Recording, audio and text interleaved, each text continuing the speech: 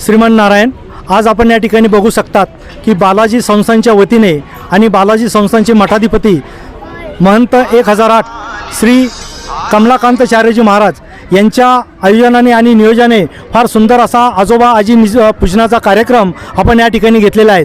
आज बघितलं तर सगळ्यांच्या चेहऱ्यावरती अतिशय सुंदर असा हसू आहे।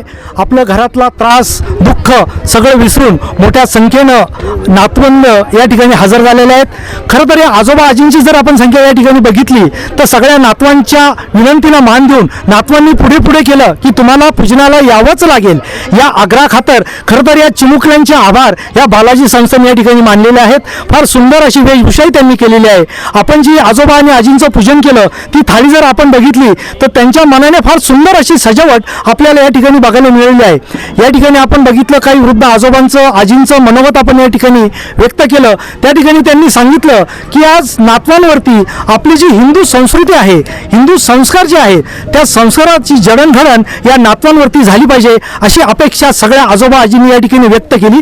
या कार्यक्रमाचं सुंदर असं नियोजन झाल्याबद्दल सर्व सहकारी ज्ञानेश्वर कुटे असतील, संदीप कुटे असतील, मनोजी भुतडा असतील, अवधूत आवारे सर असतील, गीते साहेब असतील, शिंगव्याचे भरपूर लांबून लोक आहेत। सर्वांचं नामोल्लेख या ठिकाणी शक्य नाही, परंतु फार सुंदर असं नियोजन या ठिकाणी झालेलं आहे। त्याबद्दल मी खरं तर बालाजी संस्थांचे मठाधिपती कमलाकांताचार्यजी महाराज दरवर्षी अशा प्रकारे ब्रह्मोत्सव भरून आजोबा आजींच्या पूजनाचा कार्यक्रम त्या ठिकाणी आयोजित करतात। त्याबद्दल मी आमच्या सायखेडा ग्रामस्थांच्या वतीनं सहर्ष असं स्वागत करतो। धन्यवाद।